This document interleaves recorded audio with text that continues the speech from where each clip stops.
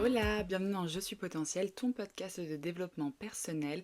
On se retrouve aujourd'hui pour se parler de bienveillance, même si je suis à ça de vous parler de persévérance, parce que je viens absolument de tourner ce podcast et de récupérer mon téléphone sur le trépied en me rendant compte qu'il y avait un petit message d'erreur comme quoi je n'avais plus de place dans mon téléphone.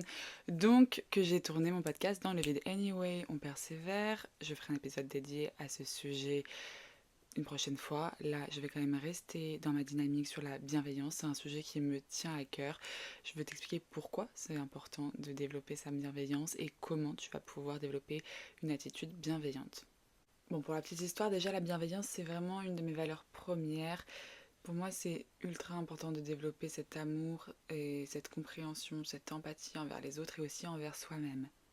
C'est quelque chose que je fais déjà au quotidien dans mes séances de coaching parce que je tiens vraiment à avoir cette safe place, cet endroit où on peut parler librement et en sachant qu'on ne sera pas jugé, qu'on ne sera pas critiqué et que tout sera accueilli avec bienveillance parce que nous sommes humains et qu'on n'est pas là pour être parfait. Alors petit disclaimer, quand bien même la bienveillance est une de mes valeurs premières et que pour moi c'est vraiment une qualité, une attitude à développer et sur laquelle je veux capitaliser au maximum parce que ce serait être la personne que j'ai envie d'être, incarner ce que j'ai envie d'incarner que d'être une personne bienveillante. Ce n'est pas pour autant que je suis bienveillante tous les jours, toute l'année. Non, je suis humaine comme toi. Je ne suis pas toujours bienveillante et je ne suis pas toujours non plus malveillante. Après, le but, c'est quand même d'essayer de tendre vers la meilleure version de soi-même, vers en tout cas ce qui pourrait nous apporter le plus à soi, mais également aux autres, et qui pourrait nous permettre de développer et exploiter notre plein potentiel. C'est pour ça qu'on se retrouve tous les dimanches sur cette chaîne de développement personnel. Si tu n'es pas encore abonné au podcast, je t'invite à le faire, à me laisser une note de 5 étoiles si c'est un podcast que tu aimes écouter régulièrement ou encore à le partager si tu penses qu'il pourrait servir à quelqu'un d'autre. Je t'invite également à me retrouver sur Instagram sous le nom de Coach Optimiste où je partage du contenu toujours lié au développement personnel au quotidien. Alors bon, déjà la bienveillance c'est quoi? C'est un état d'esprit, une attitude où on incarne vraiment la compassion, l'amour, l'empathie. C'est vraiment le désir d'apporter du positif, de la gentillesse et du respect. Bon alors pourquoi être bienveillant tu me diras? Y a un grand monsieur qui a dit incarne les changements que tu veux voir dans ce monde. Est-ce que ça te tenterait de voir un monde où tout le monde se souhaite le meilleur, s'écoute sincèrement et essaye de s'apporter toujours une aide et beaucoup d'amour dans chacun des échanges? Parce que ça donnerait juste des relations tellement plus authentiques, des relations qui soient moins auto-centrées, mais plus des relations de partage, des relations d'amour sincère. Parce que la bienveillance, c'est aussi donc répandre l'amour et pour cela cultiver l'empathie, l'écoute de l'autre, la gentillesse, comme je l'ai dit précédemment. Et répandre de l'amour par le biais de la bienveillance, c'est également cultiver l'amour de soi et cultiver une estime personnelle, la faire croître.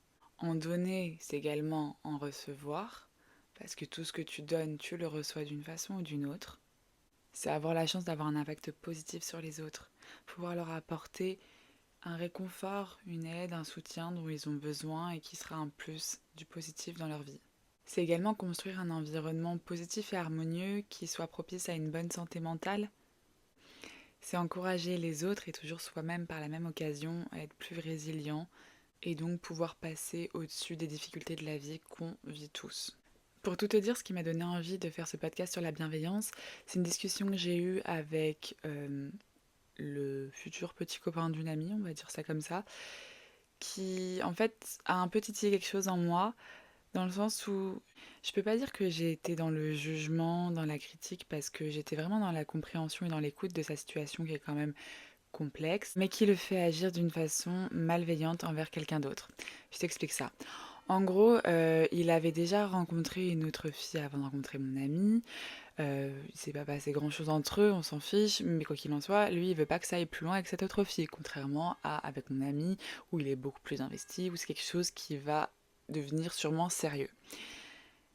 Et en fait, cette fille, elle nourrit des espoirs dans cette relation, elle lui envoie des messages, des photos, elle tient à garder ce lien et elle essaye de le nourrir. Elle tient vraiment à créer une relation qui est en fait voulu à sens unique. C'est pas du tout réciproque ce qui se passe. Donc en entendant parler ce garçon, il n'a aucun intérêt pour cette femme.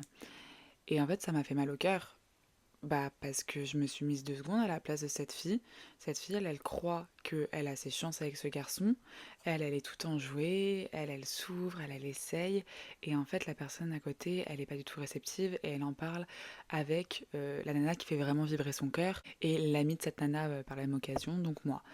Donc, enfin, on n'y est pas, quoi. Pauvre fille en face, elle se doute pas une seule seconde que tout ça se trame et qu'elle a zéro chance et qu'on parle d'elle dans son dos, même si on lui casse pas du sucre sur le dos, elle est quand même, elle, en train de s'ouvrir auprès de ce garçon qui, lui, n'en a rien à faire. Donc, ça c'est une des règles d'ailleurs pour pouvoir cultiver la bienveillance, toujours se mettre à la place de l'autre. Moi, à ce moment-là, je me mets à la place de cette fille, et du coup, je dis à ce garçon, pourquoi tu n'abrèges pas ses souffrances? Pourquoi tu lui dis pas clairement, je ne suis pas intéressée, même si c'est pas toujours simple à dire parce que voilà, on a peur de faire de la peine, etc. N'empêche que sous couvert de gentillesse, on ne dit pas clairement les choses aux gens parce qu'on veut pas leur faire de la peine, sauf qu'en fait, c'est ne pas dire les choses, c'est ne pas être transparent, c'est ne pas être dans l'honnêteté qui fait vraiment de la peine à terme. Parce que là, c'est comme un pansement, tu l'arraches d'un coup, bon, ça fait mal sur le moment, et puis tout le monde s'en remet après. Alors que quelque chose sur long terme où elle nourrit des espoirs, c'est ça qui va lui faire vraiment mal, parce que ça va faire un mini trauma, que ça va lui mettre un peu des difficultés dans sa vie amoureuse future, parce qu'elle aura du mal à tenter, à oser, à se lâcher, de peur qu'elle soit en fait pas du tout dans le vrai et totalement dans le faux face à quelqu'un qui n'est pas transparent en face d'elle. Enfin bref, c'est juste pas cool de pas lui dire clairement les choses, même si c'est pas quelque chose de confortable de dire à la personne je ne suis pas intéressée, c'est mort entre toi et moi. Donc voilà, c'est vraiment cette discussion avec le futur copain d'une amie qui m'a donné l'excuse pour faire ce podcast où je t'encourage à cultiver la bienveillance et pour ça déjà toujours te mettre à la place des autres. On peut pas être parfait encore une fois, hein, je demande pas à ce que tu sois l'humain parfait, mais juste voilà pour des situations comme ça, demande-toi toujours à l'inverse, qu'est-ce que t'aimerais que l'autre fasse avec toi? Quand t'es un peu en dilemme, tu sais pas trop comment dire quelque chose, que t'es un peu mal à l'aise, que voilà, demande-toi qu'est-ce que tu voudrais qu'on fasse avec toi. Et personnellement, en me servant de ça, je me retrouve toujours à dire la vérité aux gens. Parce que je trouve que c'est une forme de respect. C'est une forme de respect que de dire aux autres ce que tu penses vraiment, d'être dans la transparence par rapport à tes intentions. Il y a aussi pour ceux qui suivent mes péripéties sur Instagram, ça faisait quand même un an que j'étais beaucoup dans ma bulle, je voyageais toute seule, j'étais très solitaire, très concentrée sur moi-même et mon business. Je m'étais un peu éloignée voilà, de mes groupes d'amis. Et là, ça fait un mois que je suis de retour à Paris, donc du coup, je revois un peu ce que c'est les groupes et j'observe évidemment en toute bienveillance. J'essaye vraiment de pas être dans le jugement, même si l'humain juge, hein, on va pas se mentir. Tu peux pas observer de façon neutre, tu as toujours un avis.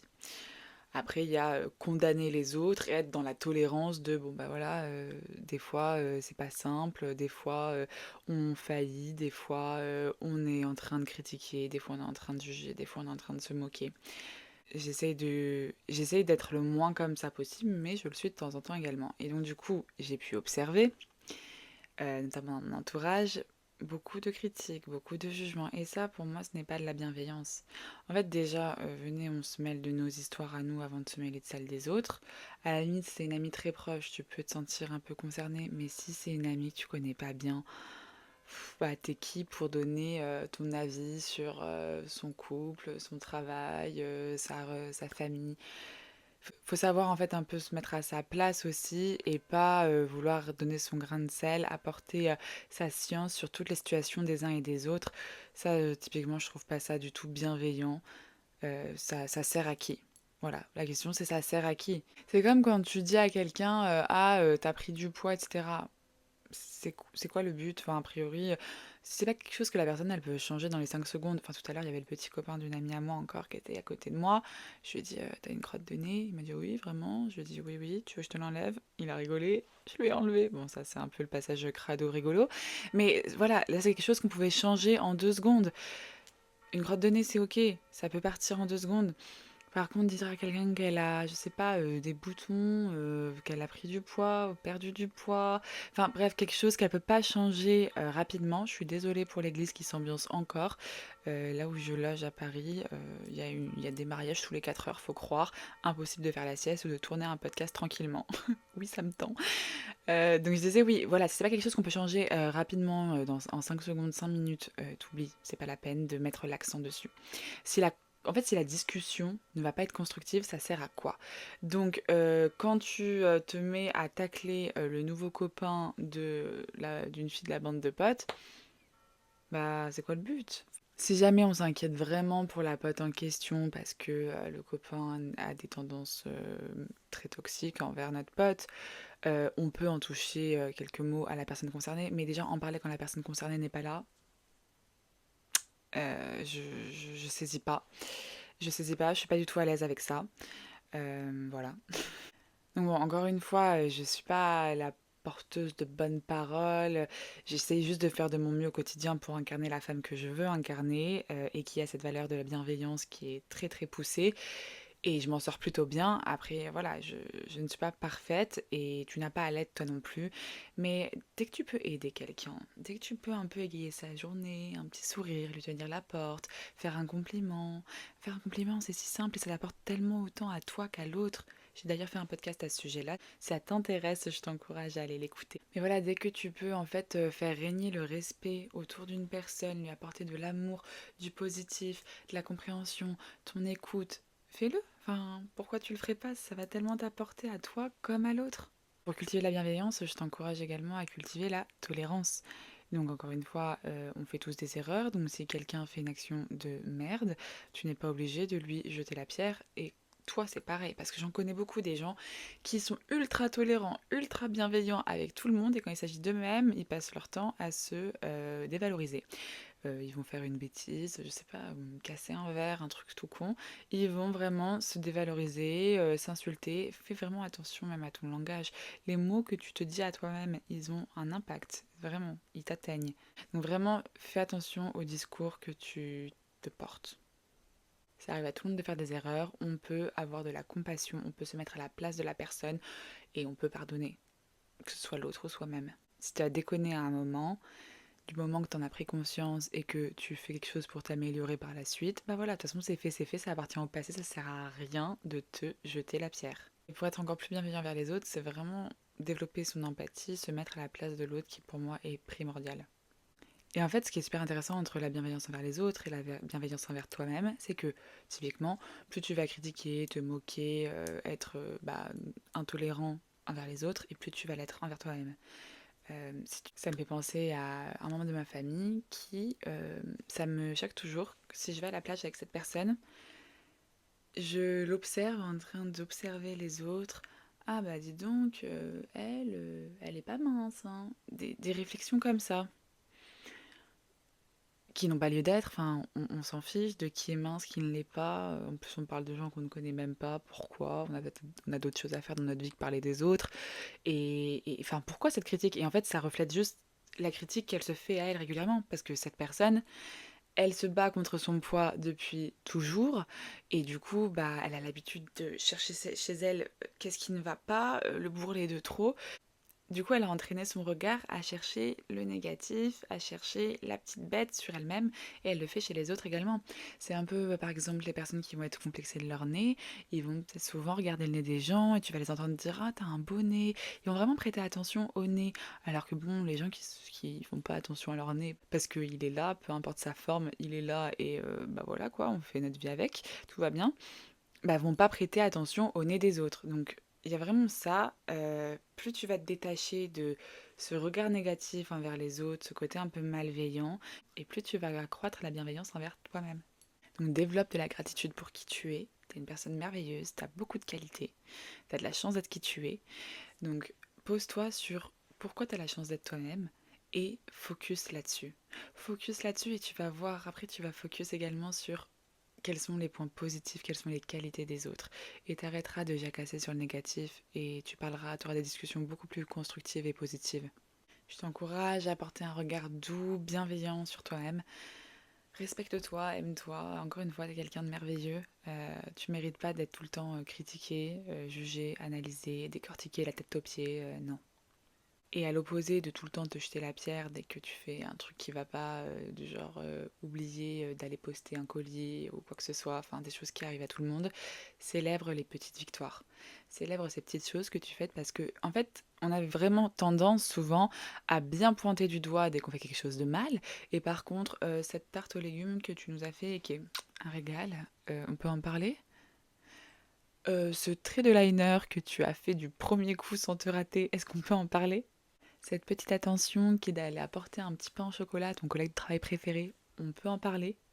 Enfin voilà, il y a tellement à parler de toutes ces choses merveilleuses que tu fais, ces choses où tu t'apportes à toi-même de l'amour, en cuisinant par exemple, foodie self-love, ou en apportant de l'amour aux autres, que ce soit avec une oreille attentive, ou des conseils avisés, ou un compliment bien placé. Enfin bref, des opportunités pour être bienveillant, il y en a énormément, il faut juste les provoquer. Et voilà, j'en ai fini avec ce podcast. J'espère qu'il t'aura plu. J'espère que cet appel, ce rappel à la bienveillance et à l'amour t'aura fait du bien. Je t'envoie beaucoup d'amour et je te dis à bientôt.